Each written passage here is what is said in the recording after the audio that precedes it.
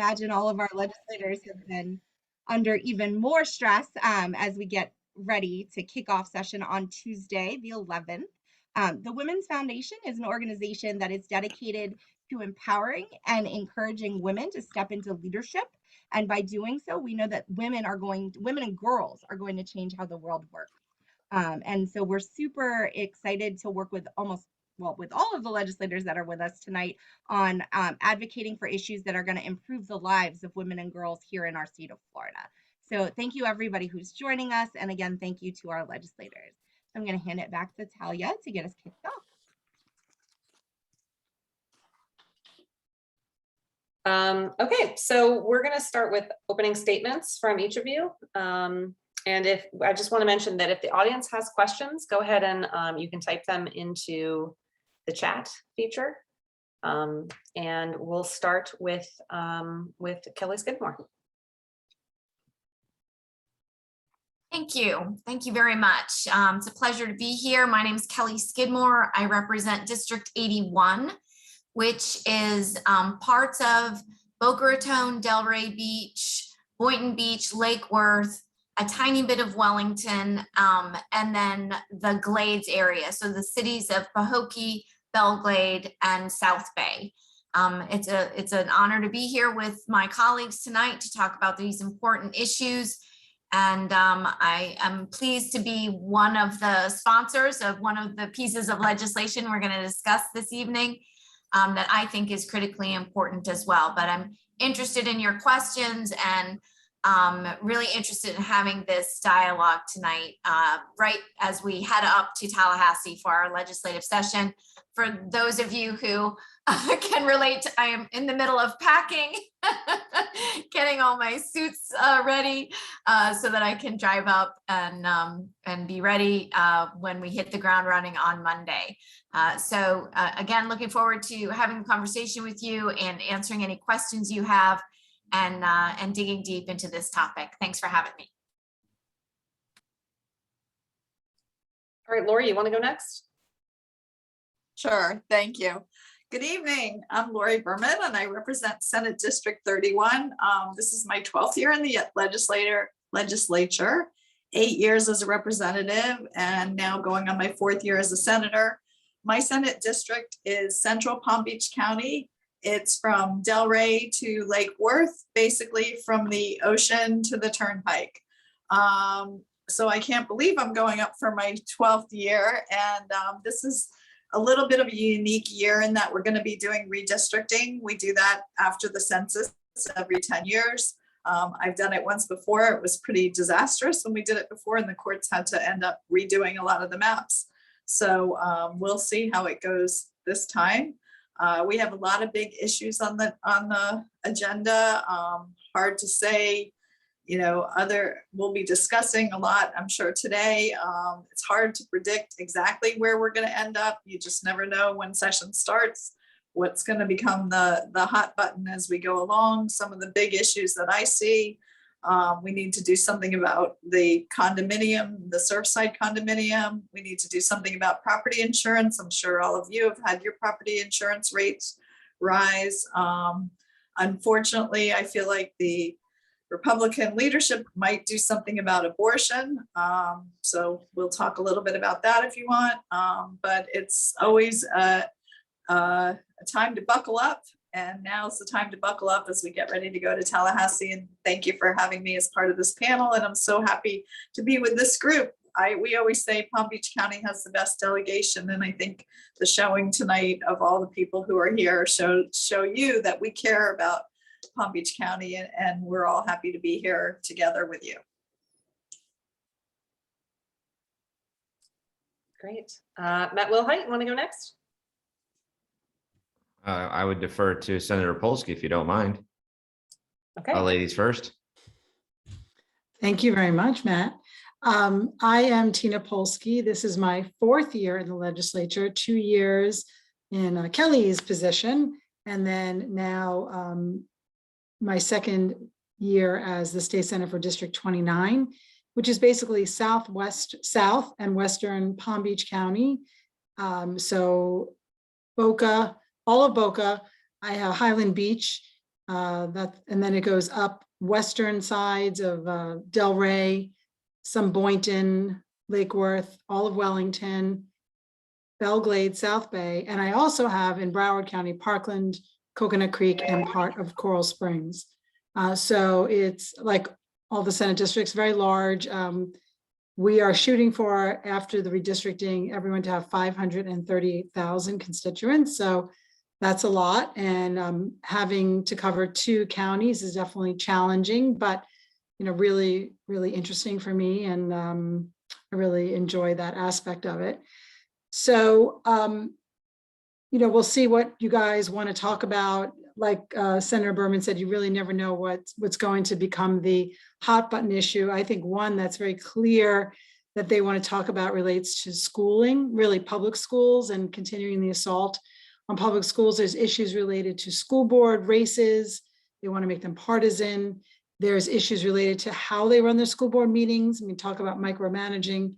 And then, of course, curriculum with critical race theory, a boogeyman issue that is non-existent, that is, I think, for sure going to come up as a real red meat issue and waste a lot of time for us when we could be working on a lot more important things.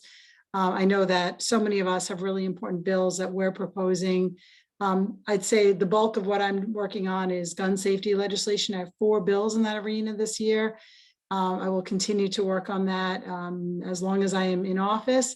And I'm also working on some elections stuff, undo a little bit of the bad SB 90 and work on this special elections nonsense where the elections were not set in the appropriate amount of time. So seeing if I can fix that. So those are some of my major focuses, but luckily as a senator, I have unlimited bills. So there's 20, 30, I don't know, I'll probably take on some more bills up until the deadline tomorrow. So that's the kind of the very busy nature of the day before the deadline is due for all of our bills. So looking forward to hearing from you and chatting with you guys tonight. Thank you.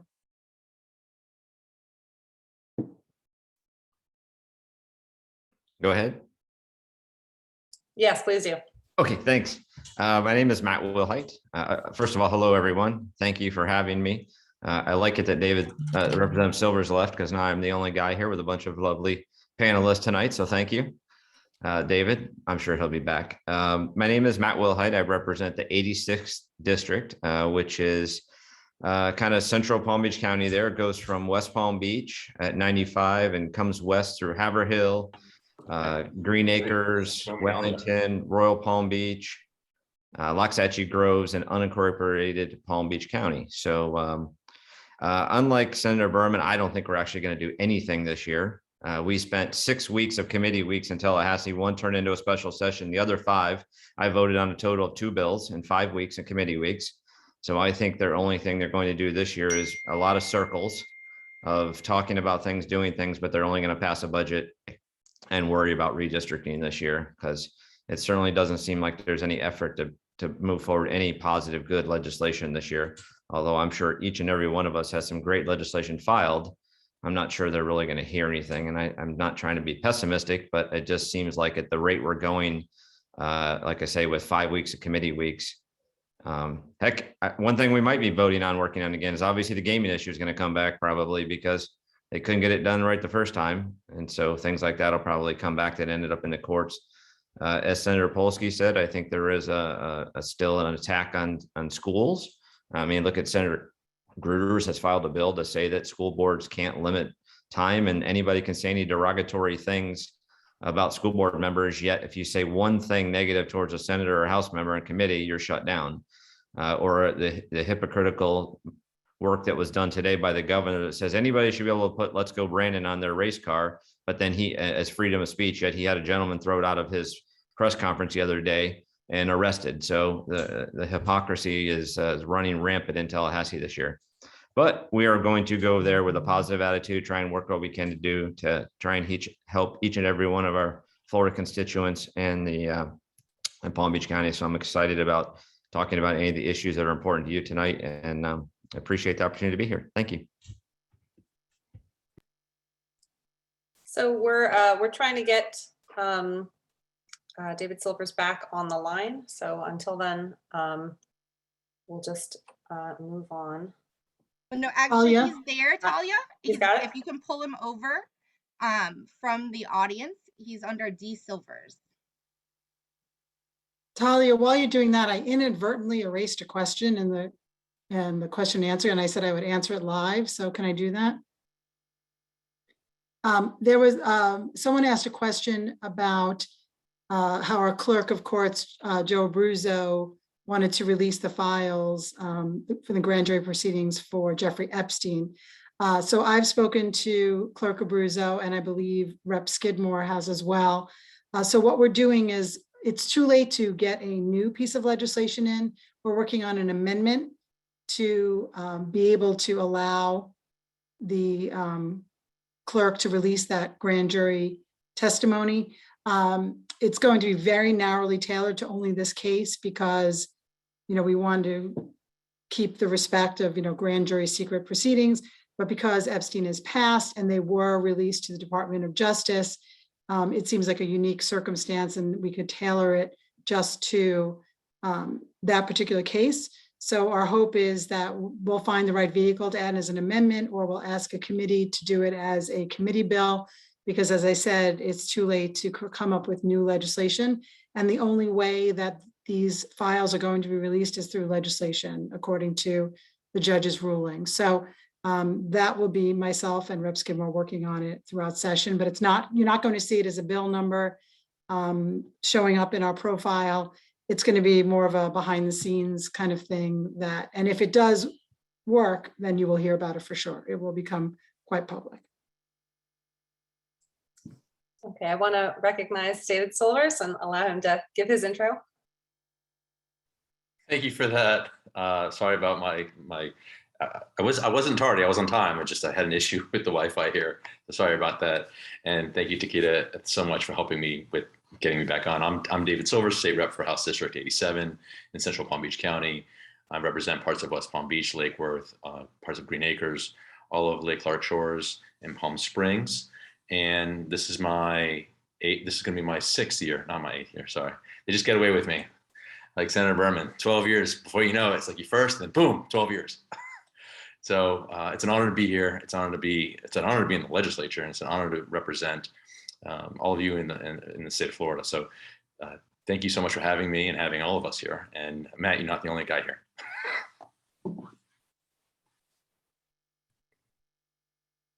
So sorry, I think because of the issues with the Wi-Fi, can you hear me? It shows that I'm mute on this side. Yes, yeah, we've got you. Okay, Right. now that we've done the intros, I'm going to turn it back over to Takeda for one of our first prepared questions. Yes. So I'm going to start with HB 175, which is sponsored by Representative Grieco and our very own Representative Kelly Skidmore. This is the Learning with Dignity bill. And Kelly, I'd love for you to talk a little bit about why you're sponsoring this bill and what impact it has on women or on girls here in the state of, or people who menstruate here in the state of Florida. Thank you so much, Takeda. I heard about this issue in a delegation meeting prior to last session, and something just really clicked for me that this is a huge issue that I have not paid the proper attention to, and many of my colleagues have not. And I'm one of 4 sisters, and we didn't face that kind of a problem where if we were menstruating, we did not have products available to us.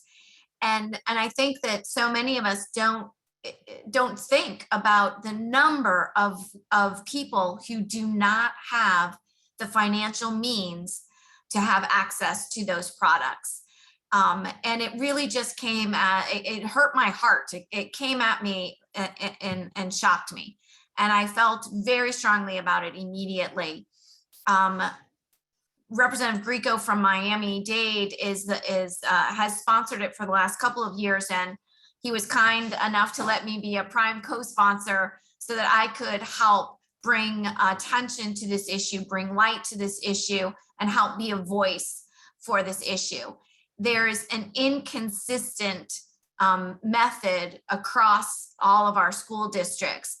In some schools, there are teachers who just have extra product in their desks, and the people who need them know. But it could be sort of a best kept secret. In other schools, you have to go to a counselor and ask for them, or a nurse. And so there's still a lot of stigma that is associated with menstruating that we really need to stop perpetuating. And so I'm excited about the opportunity to talk about this issue, to talk about periods being a natural bodily function, and that people who are menstruating deserve to have those products available to them, even in an emergency situation where they weren't expecting to start and they have no product with them. There are a dozen different reasons why schools need to have these products available to girls, to people who menstruate. And I am honored to be able to work on this issue and bring voice to it and help rally a lot of us around this issue and be an advocate for it. Someone in the chat was asking if the bill includes funding. The bill hasn't been, when the bill gets referred to a committee and an analysis is done when it's agendaed, there will be an appropriation that is assigned to it. That dollar amount is what the potential cost will be, and that will have to come through the Department of Education's budget. Okay, great. We have another question, unless anyone on the panel want to chime in on that? One thing I'd like to say about that is I think it's so sad that in Tallahassee, that the uncomfortable things that they don't want to talk about are things that are real and happening and affect people. And the minute we start talking about anything, or you say some words, they try and shut you down because it's uncomfortable to talk about it in public. But this is a real thing that's happening to girls, and the young ladies that came and spoke at our delegation meeting, were real. And so I'm hopeful that this gets heard, and I love your passion, Representative Skidmore, but it's sad that because of the uncomfortableness of this, I don't know where, we don't talk about real things that affect people. Well, that's what we're here to do, right? I want to move ahead to another question. Access to healthcare and affordable housing are both critical concerns for women in Florida, especially in Palm Beach County. Lori Berman mentioned the property taxes. What is being worked on to address these issues? I want to start with Tina Polsky. With respect to the property insurance rates that have gone up exponentially, we did a big bill last year that was trying to address that issue. Some of it I think was good, some of it I don't think not as good. One good part was trying to deal with the fraud that goes on, where there are these folks who come out to your home and say, I can get your roof replaced, whether it's from a storm or not, and insurance will pay for it. That's actually illegal. You can't be a public adjuster or an attorney as a roofer. So there was a lot of that kind of fraud going on. So the idea was that if you could cut out some of the bad claims, then the rate should go down for everyone. I think a lot of what happens in Tallahassee, though, is, and I sit on the Judiciary Committee, is a lot of blame the lawyers and blame the consumers as well, who hire the lawyers to represent them. And so they think the answer to property insurance rates is to cut down on all the lawsuits that go on. I like to make the comment to them in committee that the lawsuits go on because the insurance companies don't pay their customers who pay the premiums, and they don't pay out the claims in a timely manner. And so otherwise it wouldn't be the lawsuits. So there's kind of this back and forth philosophy as to why property insurance rates are so high. So I think that there will be another bill this year relating to property insurance along the same lines, trying to make it, tougher on the lawsuits. But I don't know if that will be the cure. And we also haven't given the bill we passed last year time to fix the situation, if in fact it will. So that's what I think might go on with property insurance. I think they will always attempt to bring bills that make it harder to bring lawsuits. So that's one. As far as affordable housing goes, I think they kind of made it very clear how they feel about affordable housing. They like to talk about it. They say they put a lot of money towards it, but it's never enough. Meaning, not that they need to, even if they just use the money that was planned for affordable housing, it would be so much more. So what they did last year was they created a third of the Sadowski Fund, and only a third of it is going to affordable housing. The other is going to climate projects, I believe. And I'm sorry, my colleagues can tell me what the other third is going to, I forgot. But it puts a limit on how much of the funding will go to affordable housing. Advocates of the bill say, well, at least it doesn't allow a full sweep. So it's like you're getting some, you're just not getting all, but you're guaranteed to get some. There should be a lot of money in that pot this year because of the crazy housing market that we've had, and Palm Beach County is a donor county where we put so much money into that fund and don't necessarily reap the rewards. So I'm not sure much will be done legislatively with affordable housing, because that was a big deal last year that was done. And I don't think there's much more to do. I think there are people who are trying to repeal it, but I don't think that that will get heard. So the question is really just making sure that the rubric that they created last year is followed, and the money goes, and the county will use the money that is designated to them according to this formula.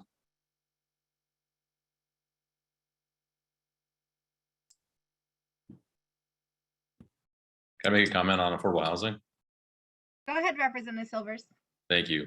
Last couple of years, I've actually sponsored legislation that would make the Sadowski Housing Trust Fund unsweepable, so we wouldn't have to be worried about what different equations we could use or what funds would be used for affordable housing, what wouldn't. I think that's a pretty good way to make sure that we get affordable housing in not only in Palm Beach County, but throughout the entire state. Just a suggestion. Hopefully we can get it past this upcoming session.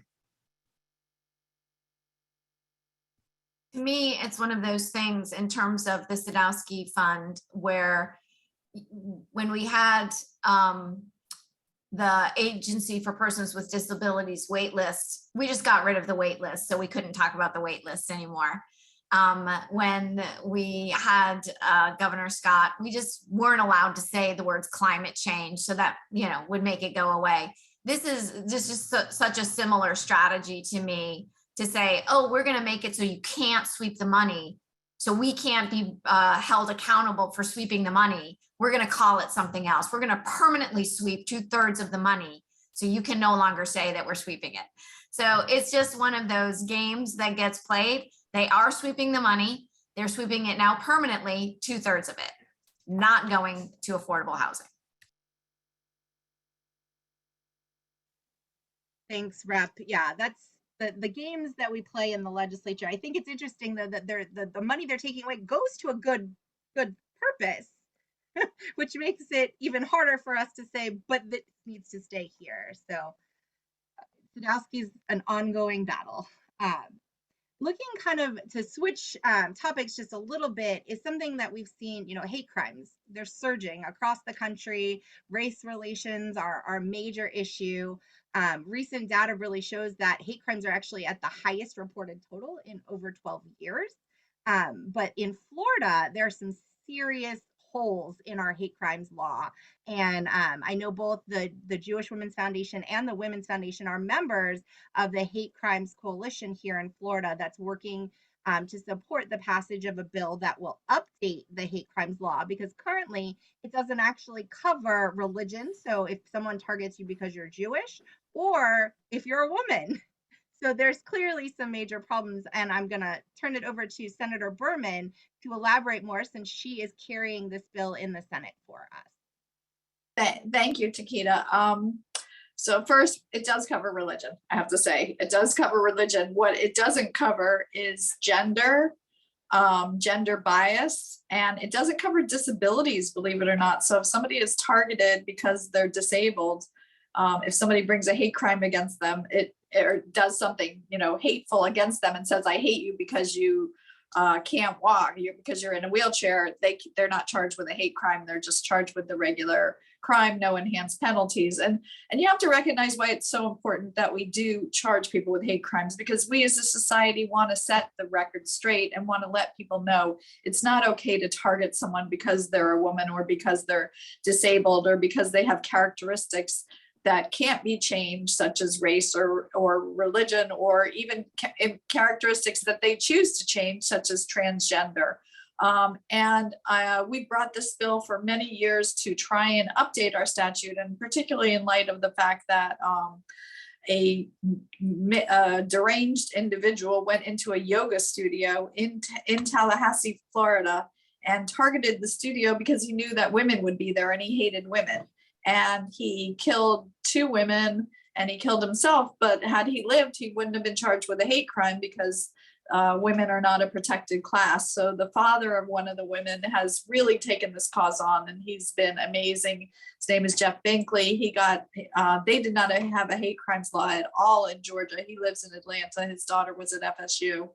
And after Ahmaud Arbery was killed, Georgia did finally enact a hate crimes law, and he's taken it on to get Florida to include gender and gender discrimination. And I will tell you, the big fight that we're having in Tallahassee, and what they don't want to discuss, is the gender bias. Unfortunately, transgender people are killed at a much higher rate than the general population. And that's why it's really important that we include them in the hate crime statute. And yet in Tallahassee, once these groups come up to the podium, we see that the legislators just turn off and they won't talk about the issue anymore. And it's very hard to even get us to get the bill agendaed. So I'm not sure what's going to happen this year. I know Senator Polsky has a different hate crimes bill, which is more likely to be agendaed, I would think, than my hate crimes bill. But that doesn't mean we're going to stop. I know that Jeff Binkley, the father of Maura, he's out there. He's trying to figure out a way to make this happen. And we're going to push for it. And it is the last year of Senator Geller, who is Representative Geller, who's our House sponsor. So I'm hoping maybe after having been there for 8 years, they will at least be willing to hear the bill. So it's very troubling. And the other problem that you should just be aware of is that when they're not classified as hate crimes, we don't have good data. And so they don't get reported as hate crimes. The police don't have the records that they need to see where the trends are. We know hate crimes are rising. You just have to turn on the TV, read the newspaper, and you know it. And yet you don't see it in Florida because we don't have good categories and we don't have good reporting. And if we had better reporting, the police could law enforcement could really be looking into what are these groups, who are the people who are involved. But so we've really got a lot of work ahead of us, but it's very difficult. It's kind of like with climate change and everything else. If you just pretend it's not there, then you don't have the numbers, then you can pretend it doesn't exist. If I could just add on to what Senator Berman said.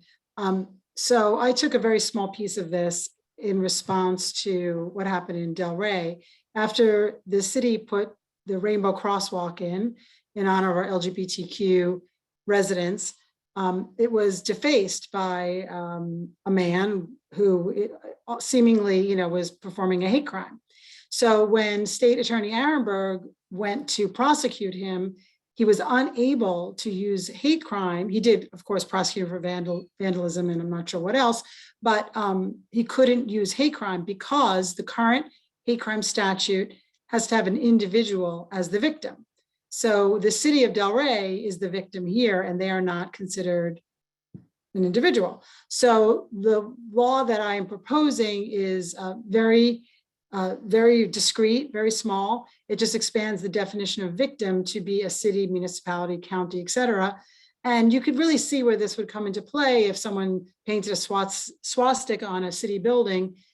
They should be able to charge with a hate crime as well as the vandalism, because the victim is a different entity. So it's a very small bill in that regard. It doesn't affect Senator Berman's bill at all. And, it's been supported and worked on by Dave Arenberg. So hopefully we can get that done because it is such a small little change. And if anything happened in Tallahassee, to one of the buildings, it'd be the exact same thing. So it would help all of us. So hopefully that will make a little progress and deter or do whatever, good a hate crimes bill can do. We want to pivot again and ask Representative Silvers about redistricting. We can start with you on that one, considering you're the Congressional Redistricting Committee. How is that process moving, and how will this help or hurt women and girls in Florida? Thank you for that. I'm on the, like you said, I'm on the Congressional Redistricting Committee. It's just been a bunch of presentations. We've seen a few maps, and there's been some description of how those maps were drawn, but unfortunately, I don't see them taking a lot of our feedback into consideration with a lot of these maps. I think, Kelly, are you on redistrict? You're on with me, aren't you? Yeah. Yeah, I don't remember last time Saroy has asked for our opinion or taken our calls on this matter, unfortunately. So, yeah, we, as a caucus, we have been working really hard on redistricting and understanding the Fair Districts Amendments, the Constitution, the Voting Rights Act. And so we're looking at both the legislative and congressional maps. I happen to just serve on Congressional as the ranking Democrat, but for the caucus, I'm sort of helping to steer the ship. And so we've been really engaged on this issue. The way that it's going to impact women and girls is particularly in minority access and minority majority seats. So African-American, Black, and Hispanic districts. And what we want to do is make sure that we understand all of the impacts of the maps that have been proposed. But we also need to sort of stay on our toes because the very first day of session, Congressional Redistricting is going to meet, and we will likely, that is supposed to be only public testimony that day. So for those of you who want to make sure if you're coming out for Palm Beach County Days, that Congressional Redistricting House Committee is meeting and it is taking public testimony. We anticipate that the maps that are brought forward will not be the ones we've already seen. And so we're sort of waiting with bated breath to see what is actually going to be pushed forward. And the focus that we will have is to make sure that minority, majority, and minority access seats are not diminished. And in fact, they are increased because of the percentage of population that has increased in the state of Florida for those populations. So it's a moving target for sure right now. We do not have, as Representative Silvers said, really concrete data and information. It's been much a dog and pony show so far, with each chair of the Congressional, Legislative, and full Redistricting Committee reading a script at the beginning of every committee that is identical in every committee. So we're looking for some diversity on that side as well. And as I said, just sort of ready and as prepared as we can be with what eventually comes forward. And so we have a question in the chat from someone who said that they don't really understand the process. Can you explain what redistricting is? Sure. And how it affects votes?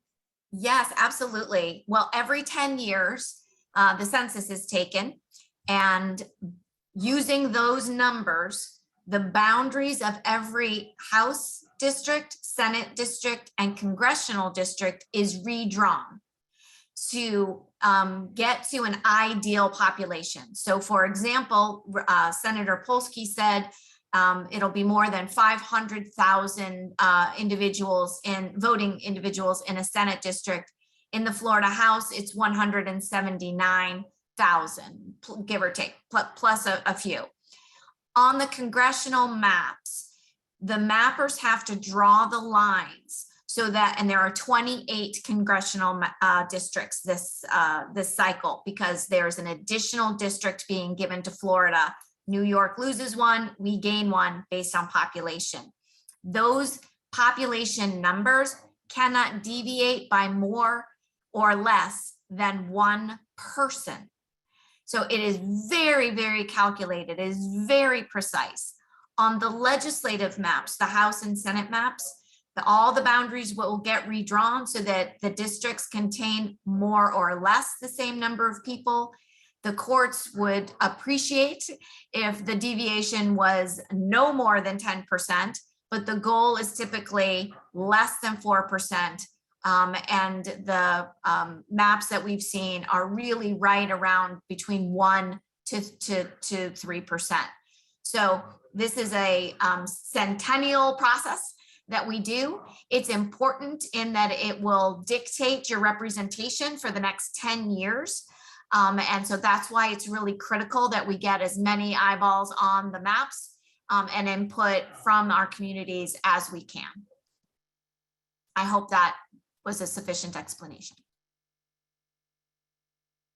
Yes, yes, it was. Thank you.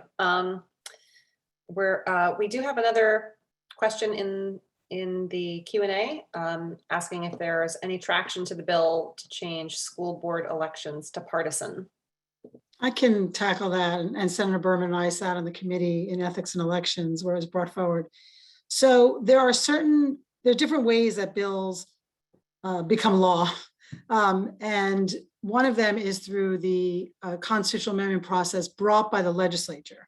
So there's some where the citizens have to come up with many signatures and they propose it themselves. That's like the minimum wage and all these great things that we have are because of citizens' initiatives. But sometimes the legislature proposes a constitutional amendment. So this is a bill, if it passes, then it goes to the people to decide. So even if it does great in the legislature, doesn't mean that it will pass. It's up to the citizens. So yes, it is gaining traction in the legislature and it passed its first committee completely along party lines, but that doesn't mean it won't pass because they have enough people to make it happen.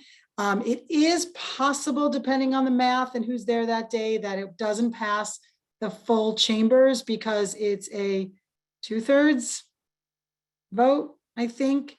And we were definitely sitting there with our calculators, Senator Berman and I trying to figure it out.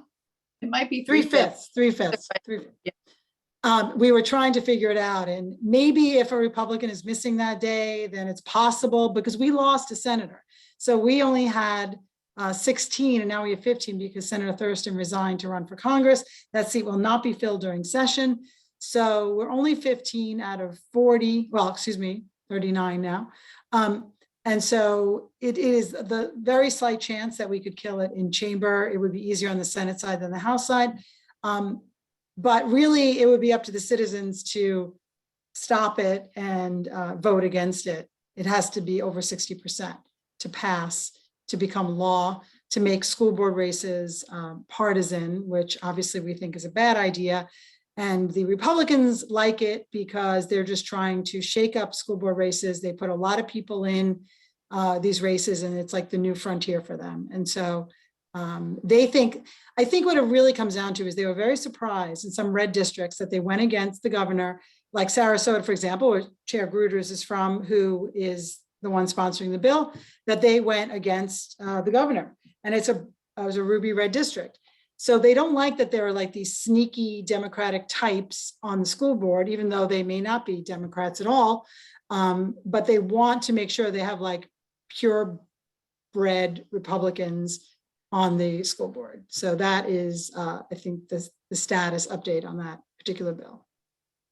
Two more committees. I don't know what's happening in the House. Another effort is to make the school board superintendent partisan as well, too. So it's another aspect of trying to. Oh, really? Yes. I think Blazing Goalie is pushing that. But that person's not even elected. Okay. They want to make them elected too, though. Oh, okay. Yeah. No, yes. Very interesting. And I think both Senator Polsky and Rep. Wilheit mention it. Like, there is a clear attack happening on school boards. Last year, they filed legislation that will institute across the entire state term limits for all of our school board members. And one of the reasons I know that the Women's Foundation has been following these type of pieces of legislation has been because school boards are predominantly female. And so this is a direct attack on female elected officials. They're trying to institute term limits. They're trying to take away their salaries. They're trying to make them partisan. So there's a very clear attack on the school boards because they really didn't do what the governor and the education commissioner wanted last year. So something I've been following very closely. It frustrates me quite a bit. So thank you so much for commenting on that. We have, sorry, am I next or is it you, Talia? It's me? Okay.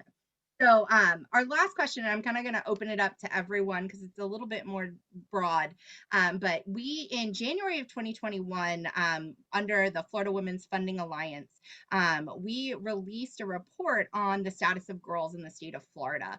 And I will tell you, it was not good.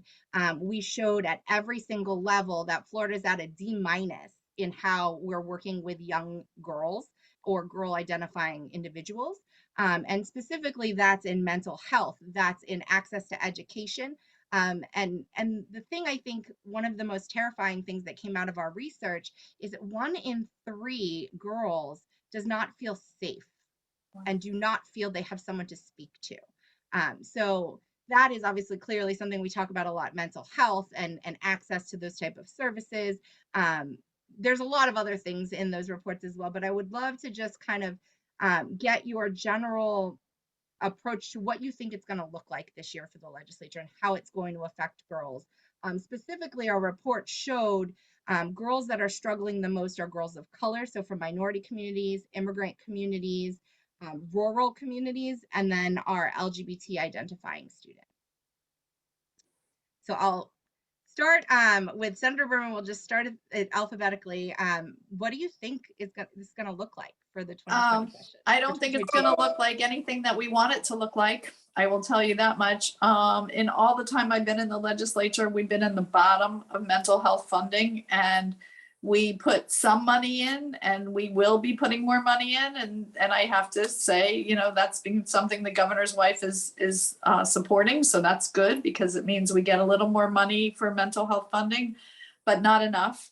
I mean, we're still like 49th out of 51 when you add in Puerto Rico, and we're just terrible on that issue. And COVID has only exacerbated the problem. It's interesting you said people don't feel safe and don't have anyone to talk to. I mean, very often teachers and guidance counselors and people at school were the people that the kids could talk to. When they didn't go to school, they really had no one to talk to. Now they're back in new school situations. They don't have the trusted relationships as much as they've had over time. So we're really seeing kids are just so hurting, and girls in particular, as you pointed out. I don't see it, you know, we do little band-aids, unfortunately, and we talk about baby steps happening in Tallahassee. We don't do any big efforts. Somebody asked about, I think Marlene Silvers asked about family leave. We've never addressed it. We've filed bills for years. My friend Janet Cruz has a bill for paid family leave. It's not something that ever happens in Tallahassee, and I don't see it moving forward. I think it'll have to happen first on the national side and maybe through, you know, Build Back Better. But I don't see it happening in Florida. And those are the kinds of things we could be doing, you know, better child care for our state, paid family leave. And we just don't address any of those issues. And I hate to be so pessimistic on this issue, but one interesting thing is, you know, these children and girls, they don't have a voice in Tallahassee. They don't have lobbyists like big corporations and businesses, and because of that, they get put sort of on the bottom of the pile. All of us here, all of us on this call have worked for women and girls throughout in Tallahassee, and done what we can to be their voices. But unfortunately, it's an uphill battle. And it's really discouraging, and, know that we are going to continue to fight for those issues, but it's going to be a tough session on those issues. I guess I'm next alphabetically. So I think a couple of issues that spring to mind. If we were to have Medicaid expansion, that would make a huge difference for women, girls, especially in minority communities. But again, just like paid parental leave, there's a refusal to do so. And who does that hurt? It hurts the women, the caretakers, the young, the ones most in need. So, we have to keep fighting for that. And maybe one day that will be a constitutional amendment that we can vote on. And that's really the only way it's going to happen in this Republican legislature. Of course, supporting public education, putting everything we have into it, it is so important, but we keep chipping away. But if that became a priority, that would be one way to really reach the communities who need us. And finally, if there were to be an abortion bill brought forward, and let's just say everyone talks about potentially a 15-week ban, who is that going to hurt the most? It's going to hurt, obviously, women, but it's going to hurt minority communities, those with lower income, because they don't have the means to drive to another state, to fly to New York, to find that private doctor who will do it. And as a result, they're the ones who will suffer the most with dangerous procedures, illegal procedures, et cetera. So, and also every time we cut something like a Planned Parenthood, it's not just abortion, but it's also just healthcare for these women. So, it going forward in session, Medicaid expansion is not going to happen. Hopefully we keep public school education funding at the level it's at, if not more. And we are going to fight tooth and nail against any kind of abortion bill that comes up, but we don't have the numbers. So these are all issues I think will affect the communities that you're talking about. I want to thank all of our panelists for being here. Before we wrap up, I'd like to ask each of you to give any kind of closing remarks that you'd like, or mention pretty briefly within about a minute what you're expecting, kind of as Senator Berman mentioned, what you're expecting from the 22 legislative session, or something that's a hot topic priority for you. But you have each about a minute. So we'll start with, let's start with Representative Silvers this time. Thank you very much. I just want to, in my closing, I kind of want to touch on what Takeda was mentioning about mental health and for women. Since I was first elected in 2016, children's mental health has been my focus. I've passed several pieces of legislation that have been signed into law by 2 different governors that focus on mental health for children in our school system. And in the last couple of years, I've built a very good relationship with staff in both the House and the Senate in the healthcare silo. And I brought up the idea, and I've tried to plant the seed of maybe the state should maybe look at having a Department of Mental Health. Call me crazy, but I think it's a great idea, because you won't have to go to ACA, you won't have to go to DCF to basically, if there's an issue or a piece of legislation that impacts mental health, you have to work with all different agencies. And one hand doesn't talk to the other sometimes. So it makes things extraordinarily complicated, especially with an extremely complicated issue like mental health. Now, there was a child, unfortunately, that was sexually assaulted at a DCF facility, actually in my district, fairly recently. And I had to reach out to DCF about this issue. And this child had behavioral health issues, and they're dealing with, so the mental health aspect of this child is being dealt with at DCF. But they're in a foster system right now, which is under DCF as well. But I reached out to ACA, and ACA actually has an open file on this one individual. So it's very complicated. And that's why the state of South Carolina, not exactly known as a very progressive state, has a Department of Mental Health. I think we could have a Department of Mental Health, and we can have everything focused in one area and be so much easier and be so much streamlined. So Senator Berman did say it does, when she mentioned his baby steps. Yeah, it is baby. There are baby steps, and piece of legislation here, a piece of legislation there. But eventually we're going to have to take a big leap. And hopefully that leap will come sooner than later. And my hope and goal one day is that the state of Florida has a Department of Mental Health, because I think that'll help improve the lives of everybody, especially young girls. Thank you. Oh, wait, we can turn it over to Representative Wilheit. Hi, thanks. Just a comment too, if you don't mind me, on the last topic. You know, Tallahassee doesn't look like this screen here, where there's a lot of ladies. Look at the makeup of the legislature and notice that there's not a lot of diversity in the chamber. There's a lot of diversity in the back couple rows, but in those front rows in majority party, there's not much diversity. And when that majority party is always attacking things like abortion, that's just talking about women's rights, when it's going after transgender athletes, when these things keep coming up, it certainly gives, and as Senator Polsky talked about, not expanding Medicaid and talking about that, you know, these continual fights every year that have an undertone of against women and girls, we're going to end up with the same thing. And so, you know, in this session, and I'll close with hopefully a positive thing, this session is hopefully another one that we bring things to light. We talk about issues that are important to all of Floridians.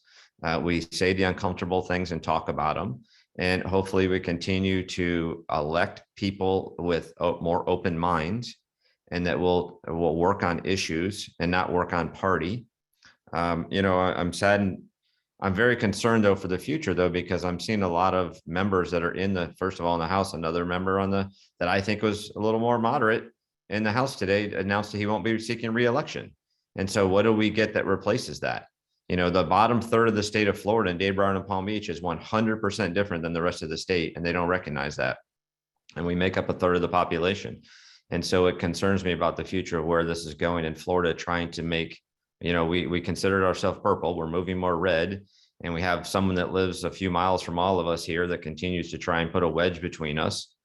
And it, obviously talking about January 6th and somebody that tried to do it then, and we're a year of that, but you know, it just continues that affront on people that are of need or of color or of ethnicity in the state of Florida. So hopefully this is another session that we can start talking about those things. I wish each and every one of you on the panelists a great session. We all need your support by coming to Tallahassee if you can, and being social distant, masking, protected, but emailing us, writing us, letting us know the things that affect you, and try and let us be your voice in Tallahassee on those issues. So thank you for your support. Thank you for letting me be here. And I'm hoping that this year we'll try and make it a better year. Thanks again for having me, and I appreciate everybody. Have a happy new year. I want to just butt in for a moment and ask, because Representative Wilheit brought up a really good point. How can we assist people in helping to make women and girls a priority in the legislature? One of the things that you mentioned was getting in touch with our representatives. Are there other ways? We have the rest of you to mention, but if you could just kind of add that into your closing remarks. Can I just say one thing, because I close? The thing I would say is, don't call us. You already talked to all of us. Call those other people that are making decisions, and let them, and make them feel uncomfortable, or talk to them. We already know, you know, and have this kind of, that's the same thing with Palm Beach County Days. They all come and talk to us. We've all met here. Call the people you don't know. Reach out across another number and call someone else, and let your voice be, and your voice be heard about your issues. Excellent point. Senator Polsky, if you want to wrap up. Thank you. Thanks so much for having me. I echo what Rep. Wilheit said, and I say this to advocacy groups all the time. You know, it's not us that you have to convince. There are a few Republican members of the Palm Beach County delegation. You know who they are. Make them uncomfortable in what they're voting on. You'll hear them at delegation meetings and things. You guys are all on this call are very involved, and you've heard them. They come off as very moderate when they're here in Palm Beach County, but they vote party line, and make them uncomfortable. Request an appointment. If they don't come, go to their office, maybe in the district, email them, but it's not us that you have to convince, because we're with you. And obviously we're not leadership. So, and I know you don't have a direct line to them because they're not your representative or senators, but I would put the pressure on the Republican members that are Palm Beach County. So that, and I don't want to leave everyone so despaired. It's very tough to do for us to get some of these great ideas done. But so what really needs to happen is a change in leadership. And so I think all of you are involved people, and I think all of you can help to get the vote out and vote for the right candidates and run for office yourselves. And as Women's Foundation promotes, become leaders. We're all getting older, and we need the next generation to come up, and we have term limits, so there'll be people coming up behind us.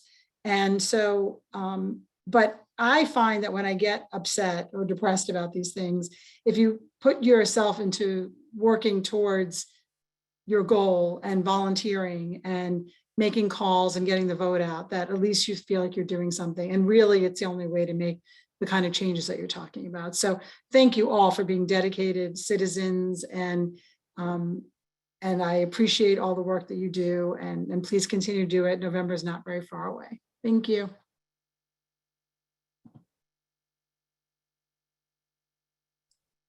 I think Senator Berman, you can wrap up.